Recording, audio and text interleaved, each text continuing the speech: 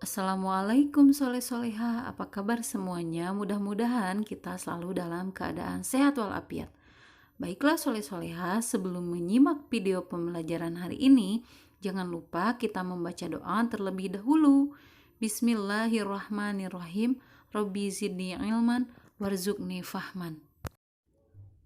Untuk pembelajaran hari ini, kita akan belajar tema 5, subtema 2, pembelajaran 4, 5, dan 6, muatan PPKN, Bahasa Indonesia, IPS, dan SBDP. Untuk pembelajaran 4, muatan PPKN tentang tanggung jawab pemilik wirausaha. Dalam menjalankan usahanya, seorang pemilik harus bekerja keras dan memiliki semangat pantang menyerah. Sikap tersebut dapat mengembangkan sebuah usaha menjadi maju. Selain itu, seorang pemilik juga bertanggung jawab terhadap kualitas barang yang ia hasilkan. Tidak hanya dari kualitas barangnya saja, tetapi kemasannya juga perlu diperhatikan oleh pemilik wirausaha.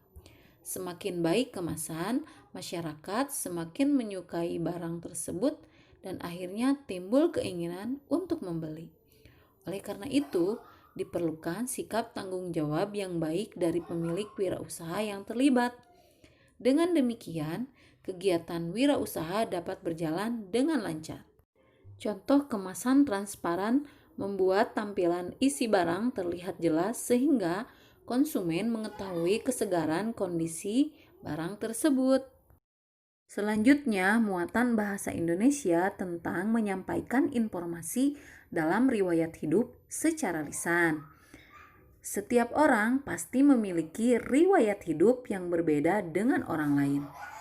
Riwayat hidup didasarkan pada identitas diri serta kegiatan yang telah dilakukan. Pembuatan riwayat hidup harus didasarkan pada kenyataan yang telah dilalui oleh pembuat riwayat hidup. Riwayat hidup dapat disampaikan secara lisan. Untuk memudahkan kalian, saat menyampaikan secara lisan, kalian dapat membuat daftar riwayat hidup kalian dalam bentuk narasi sederhana. Berikut adalah contoh riwayat hidup dalam bentuk narasi sederhana. Nah, perhatikan ya soleh-soleha. Di sini ada riwayat hidup. Saya Beni Maulana. Saya lahir di Jakarta pada tanggal 9 Juni 2006. Saya adalah anak keempat dari 5 bersaudara. Alamat tempat tinggal saya saat ini adalah Komplek Melati Indah, Blok D4 nomor 7, Cimanggis, Jawa Barat. Saat ini saya bersekolah di SD Erlangga. Saya pernah juara 1 dalam lomba cerdas cermat sains, juara 1 lomba pidato bahasa Indonesia, dan juara 2 lomba puisi Sumpah Pemuda.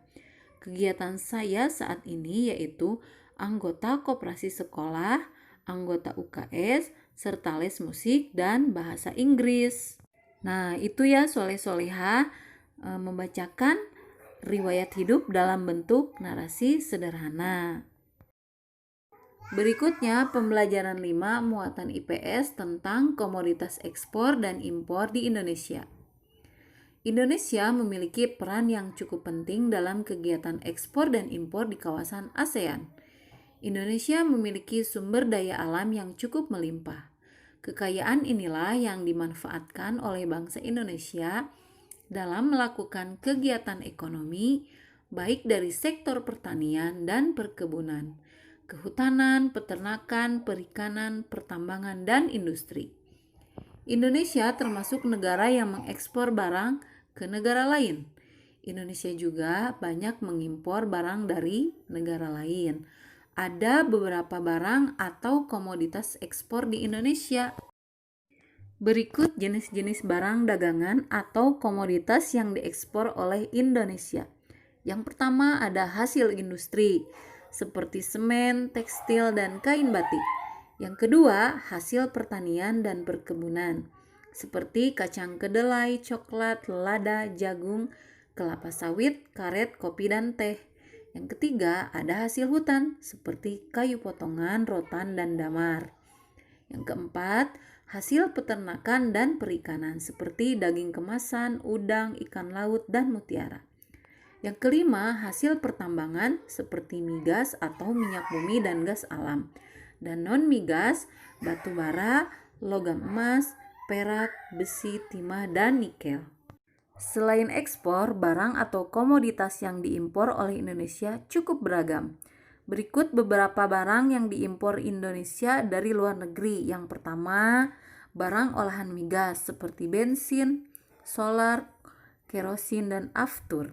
Yang kedua, barang konsumsi seperti makanan dan minuman yang diawetkan, daging, susu, dan buah-buahan. Yang ketiga, barang industri seperti mesin pembangkit tenaga listrik, alat telekomunikasi, alat transportasi, dan mesin industri. Yang keempat, bahan baku seperti bahan baku industri pangan dan minuman, suku cadang mesin, dan bahan kimia untuk keperluan bahan industri lainnya. Dan yang kelima, jasa biasanya dari negara-negara maju seperti tenaga ahli. Selanjutnya, muatan SBDP tentang kriteria poster kegiatan yang baik. Apa saja macam-macam poster ya yang kalian ketahui? Sebelumnya di pelajaran sebelumnya kita sudah belajar tentang poster. Nah, di sini ada beberapa macam poster yaitu sebagai berikut.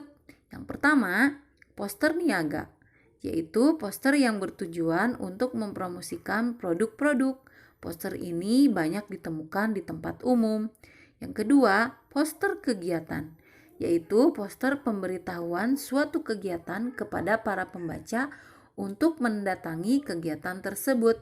Yang ketiga, poster layanan masyarakat, yaitu poster yang berisi imbauan kepada masyarakat atau melakukan suatu hal yang bermanfaat baik, misalnya poster tentang kesehatan masyarakat. Nah, sebelum membuat poster kegiatan, kita perlu mengetahui kriteria poster kegiatan yang baik. Nah, disimak ya soleh-soleha. Yang pertama, bahasa yang digunakan mudah dipahami serta diingat oleh pembaca. Yang kedua, tulisan harus jelas agar mudah terbaca oleh pembaca. Yang ketiga, peletakan judul poster harus tepat agar mudah terbaca oleh pembaca. Yang keempat, penulisan waktu dan tanggal kegiatan berlangsung harus jelas. Yang kelima, pemilihan warna tulisan dengan warna dasar poster harus tepat. Jangan sampai warna bertabrakan sehingga tulisan sulit untuk dibaca. Yang keenam, gunakan warna tulisan yang mencolok agar lebih terlihat. Yang ketujuh, gambar untuk melengkapi poster terlihat jelas. Dan yang kedelapan, ukuran poster disesuaikan dengan tempat pemasangan poster yang ada di tempat umum. Selanjutnya, pembelajaran 6 muatan PPKN tentang sikap tanggung jawab dalam wirausaha. Setiap pemilik wirausaha bertanggung jawab terhadap kualitas barang yang diproduksinya. Sikap tanggung jawab dapat mengantarkan suatu wirausaha ke gerbang kesuksesan dan berkembang pesat.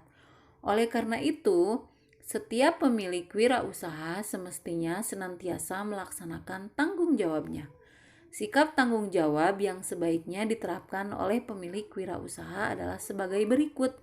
Yang pertama, menghasilkan barang yang memenuhi persyaratan dagang. Yang kedua, senantiasa menjaga dan meningkatkan kualitas barang. Yang ketiga, menciptakan kemasan barang yang unik sehingga senantiasa diingat oleh konsumen. Yang keempat, melakukan inovasi terhadap kemasan dan isi agar tidak tertinggal zaman. Yang kelima, menjaga kelestarian sumber daya alam agar dapat senantiasa menggunakannya sebagai bahan baku.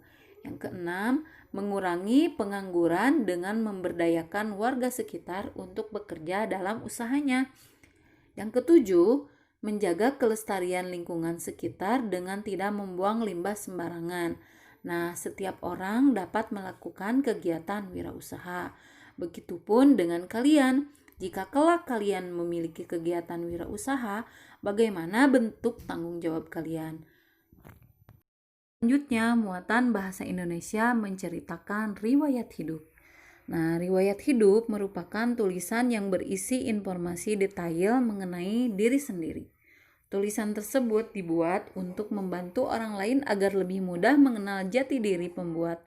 daftar riwayat hidup tersebut. Adapun informasi yang umumnya ditulis dalam riwayat hidup adalah sebagai berikut. Yang pertama, data diri. Yang kedua, riwayat pendidikan. Yang ketiga, riwayat pekerjaan. Yang keempat, pengalaman berorganisasi atau kepanitiaan. Yang kelima, keterampilan atau kemahiran. Serta yang keenam, prestasi yang pernah diraih. Nah, kalian telah mengetahui apa itu riwayat hidup dan informasi yang perlu disajikan di dalamnya. Demikian video pembelajaran hari ini. Jangan lupa ketik nama kalian di kolom komentar bukti bahwa kalian sudah menyimak video pembelajaran hari ini. Untuk tugas hari ini, silahkan kalian kerjakan Ayo Berlatih halaman 132, 137, 138, dan 142.